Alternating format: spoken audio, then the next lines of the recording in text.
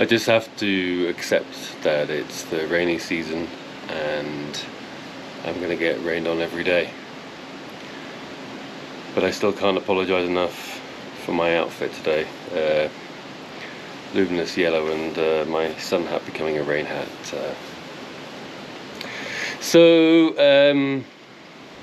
I crossed the border from Ecuador yesterday into Colombia, and I stayed in Ipiales last night, just over the border. And then just a few minutes outside Ipiales, it's very famous for this sanctuary, which doesn't look so spectacular just there, just the top of a church. But when I cross over the gorge, I don't know how I do that, but over there somewhere, then you see how spectacular the setting for it is.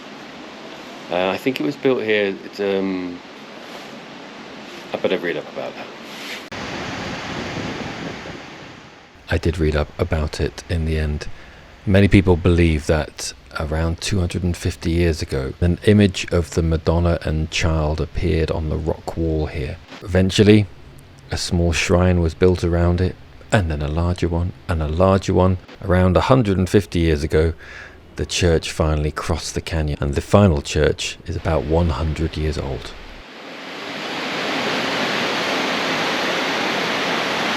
Taking temporary shelter from the rain here. It's a better view of the sanctuary though. And the waterfall right next to me as well. Not getting any drier otherwise though.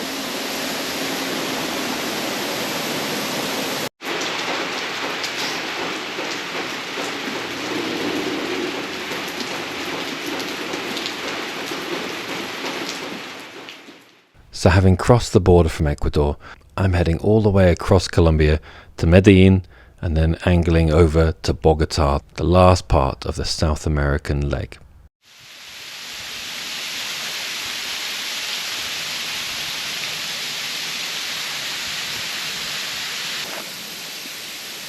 Heading north now through Colombia, and maybe I should have expected it, but it's an amazing road. It's a main road. It's all well paved and stuff, but it's the valley that I'm going through now. Or I should say the side of the valley is wow. And I think the recent rain, of which there's been a lot, is causing some or a lot of landslides and rock falls. So could be an interesting drive further on.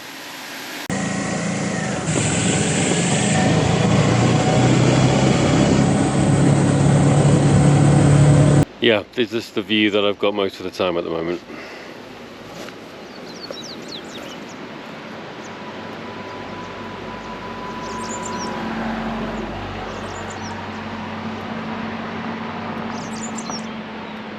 And also finally some blue sky. It is in the morning still, and it usually rains in the afternoon, but to actually see blue sky, it's been a few days since I've seen that. Oh, please let it stay.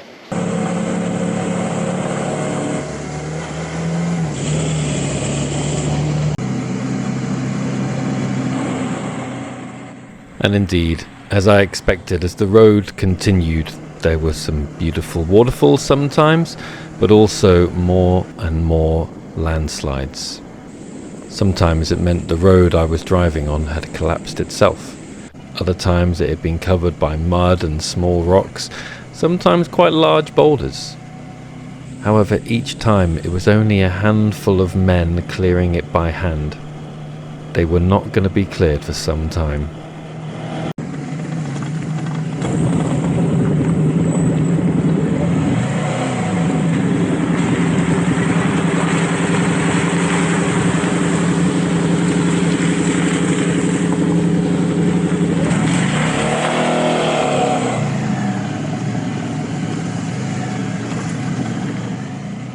For 2 or 3 days as I passed through the south of Colombia, the landslides did not stop.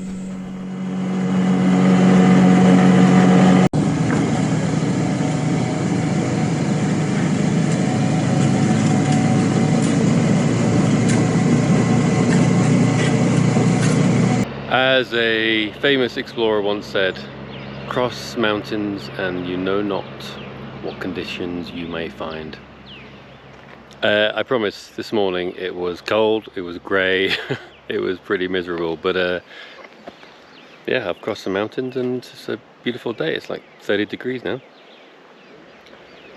Couple of hours left of driving. Yeah, been a lovely day. The city of Popayan marked the definitive end of the mountainous area, and this was really quite a beautiful city.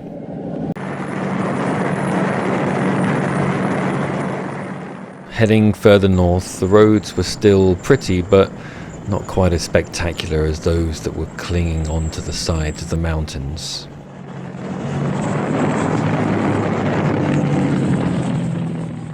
However, beyond Medellin, where I had already spent some time, I went a little bit more off the beaten track and found a beautiful hostel to stay in right by the river.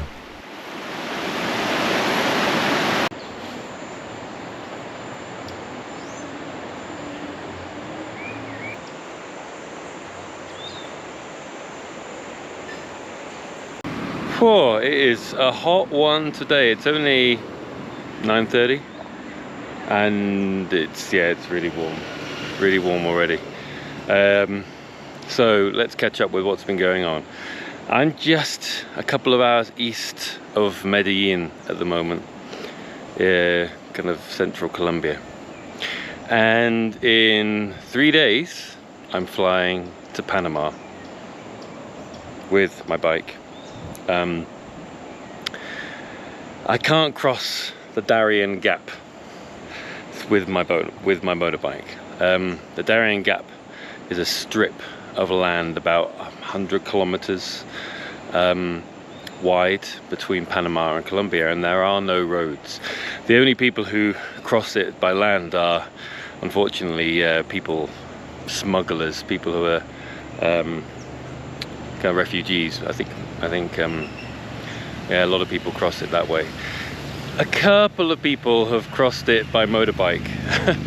If you go on YouTube and search for Darien Gap crossing, then there was a guy in the 70s or 80s who did it, and there were 3 ex-US Marines who did it about 10 years ago, I can't remember. I know of a guy who last year didn't cross it by bike. He flew his bike there and he rode a canoe around the gap. I'll put a link somewhere for his videos because they're quite amazing. I'm doing it the easier way. It is possible to get get your bike on a boat and then another boat and then another fisherman's boat. It gets very complicated, a bit more dangerous, and doesn't work out cheaper really than flying it. Not my hand luggage. I've got to take it to a proper cargo people. They're going to put it in a box and stuff. So I need to be in Bogota in about 3 days time for that. So I'm just taking it really easy. Driving through the countryside in Colombia. At the moment I've been staying in this wonderful hostel. Eco Lodge, I think they call it. In this little valley. There's a beautiful river running down the back that is, well, so peaceful, lovely. Well, peaceful other than the sound of the rushing water, which you can hear all night from the rooms. It's actually very peaceful. Kind of nice to fall asleep to, actually. Yeah, wonderful place. But I'm just going to carry on and drive on some quiet roads around here, and yeah, just see what's around really. No plan other than Bogota in 3 days. So time to pack up my motorcycle, including my big black motorcycle cover, which somehow had obtained a white menthol coating. However, I also discovered a stowaway on board, this giant green cricket.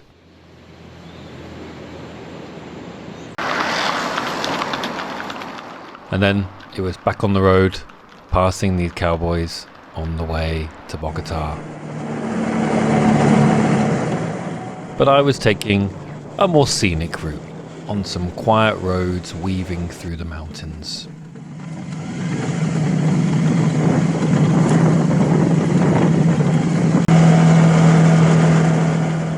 But when I stopped for lunch, I noticed the stowaway was still on board, but had found a different home now.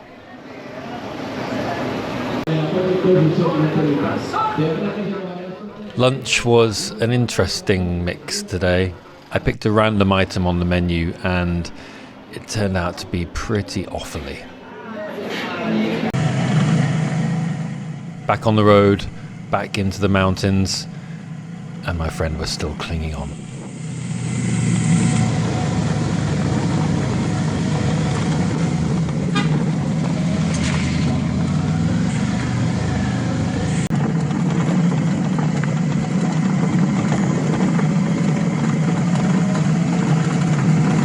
Stowaway report. There's been some movement after spending a lot of time on the side of the bike somewhere.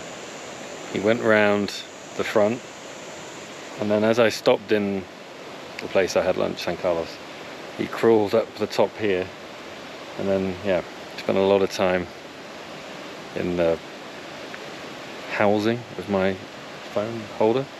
He's just fallen down though, but he's alright, don't worry.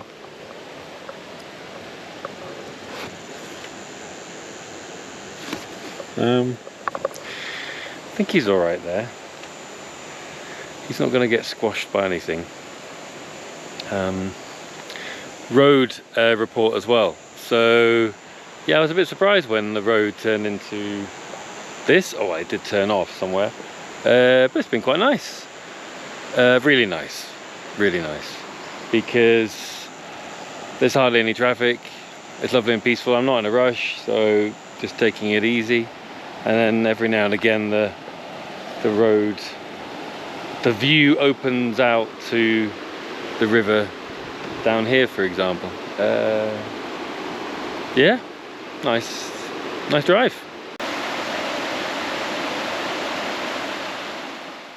There was very little traffic on the road apart from me, although this was a bus route as well.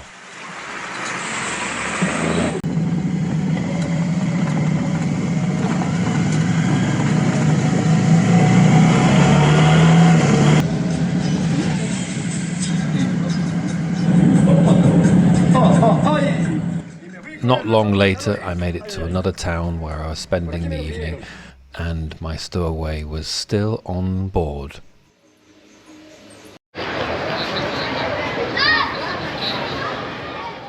In town though, there was a big match on. Everyone was watching out in the square, in the restaurants. Apart from those at the church, maybe they were there for the football too.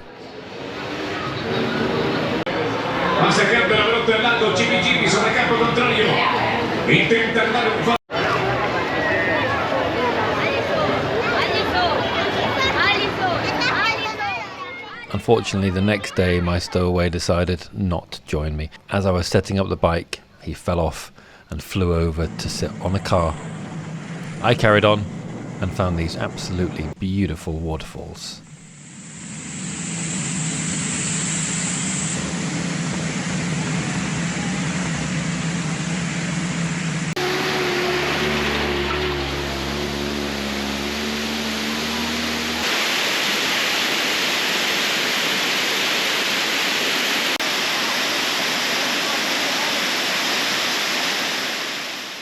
This was yet another beautiful day driving through Colombia. Even my lunch spots had just the most wonderful view.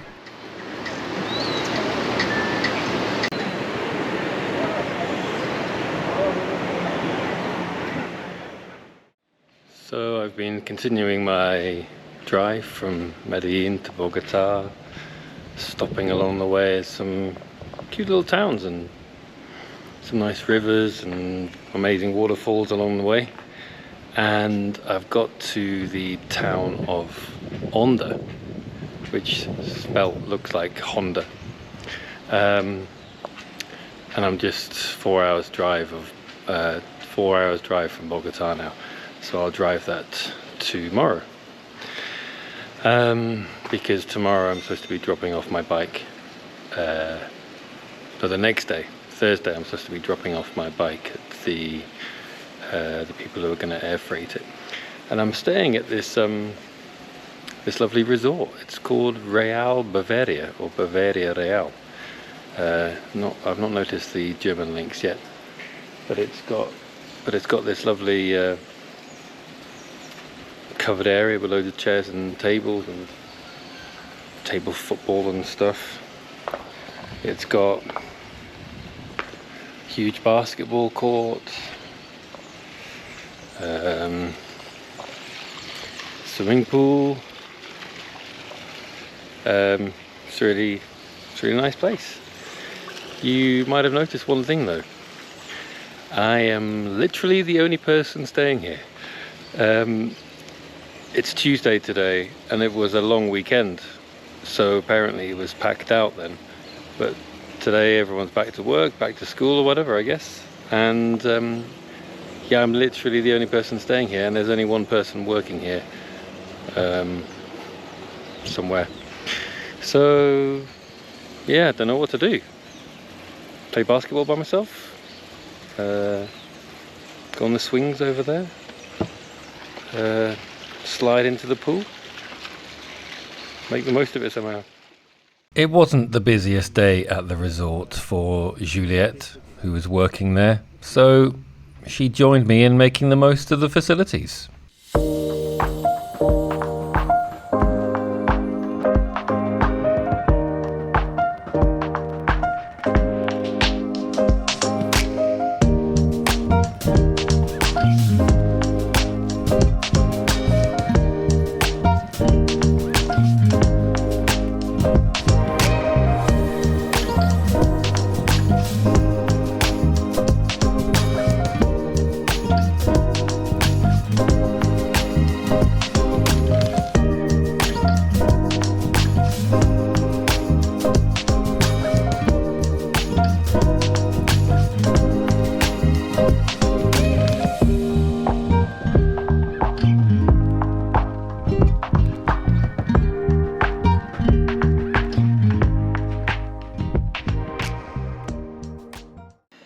So after playing some fun games last night with Juliette, who works here, a little bit later, the boss of the whole place, the owner of the whole place, turned up. He was watching the Colombia match. There was a Colombia, I can't remember who they were playing. Colombia were playing last night. And hola. So I started watching the match with him. And then he asked me about my Vstrom, my motorbike, and he has a Vstrom too. He doesn't just have a Vstrom though. He is the boss, the leader of the Colombia's Vstrom club. Incredibly, he showed me some videos of their meetups. Hundreds of my bike, his bike, all together, driving down the highway in Colombia. Incredible. And he just got ready. He's going to take me to see this old bridge in the town here before I set off to Bogota. So we set off into town, me following close behind and using my absolute best Spanish to learn more about the town. ¿Ahora también? No, estaba antes. Porque 100 anos atrás, onda foi muito importante, sim.